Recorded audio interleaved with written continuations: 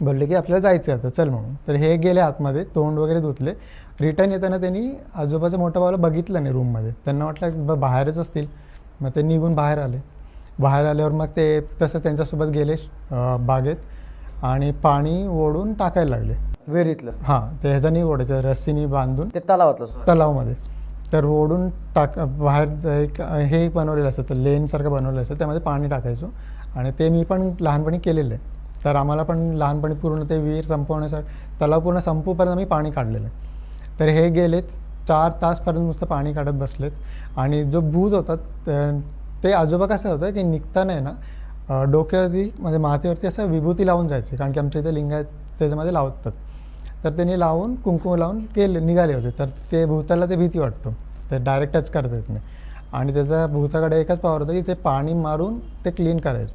तर ते पाणी फेकताना डोक्यावरती नुसतं फेकायचं. पण ते लकी असं होतं की जेवढं ते पाणी टाकलं ना डोक्यावरती, तर ते अजून हे स्ट्रॉंग होत गेलं, म्हणजे जे आपण जेलसारखं बोलतो तसं चिपकत गेलं आहे, आणि त्यामुळे ते निघत नव्हतं. तो भस्म असा चिटकत. हां. त्यानंतर मग सकाळी काहीतरी 4 ते 5 वाजायला आले, तरी टाकतायत. तरी हे थकले आजोबा आणि बोलतात की आपण जाऊया. तरी ते बोलतात नाही, अजून थोडं आहे, थोडंसं राहील, टाकूया. असे करत करत 5पर्यंत तर चालूच होतं. आणि त्याच्यात काय आलं की जे आजोबाचे भाऊ होते ते उठले आणि ते घरात शोधले सगळे, तिकडे इकडे, कुठे सापडे ना.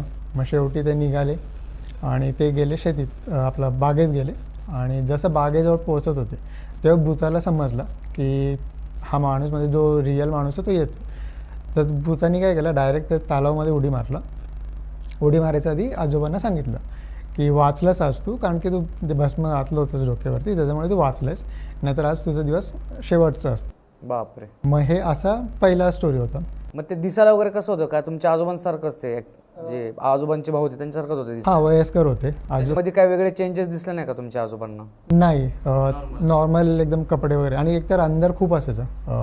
89-92च्या नंतरचं स्टोरी, म्हणजे तेव्हा ते आपले हे जे बल्ब यायचे, ते निऑनचे बल्ब वगैरे, त्या काळी एवढं अंधारात काही समजतच नव्हतं. त्याच्यामुळे ते त्यांना समजलंच नाही आणि नंतर घाबरले ते. तसं ते आजोबाचा भाऊ पण पोहोचले, ते विचारायला लागले की काय झालं वगैरे. सांगितलं असं असं झालं होतं आणि एवढं पाणी पण झालं, पण वाचलो आज म्हणून. मग ते घरी आले. मग घरी आल्यानंतर काय त्रास वगैरे झाला का त्यांना? त्रास 1-2-3 दिवस होतं की घाबरले होते आणि ताप वगैरे थोडासा होता. 3-4 दिवसानंतर मग नॉर्मल होऊन गेले ते. अच्छा. ह्याच्यानंतरची दुसरी कुठली स्टोरी आहे? दुसरी स्टोरी असं आहे की आमचे ते जेव्हा पण लग्न वगैरे होतात, म्हणजे आजीच्या गावातच आहे, तर मी नॉर्मली गावात तिकडे आहे. हां, तिकडेच. तर उन्हाळ्यात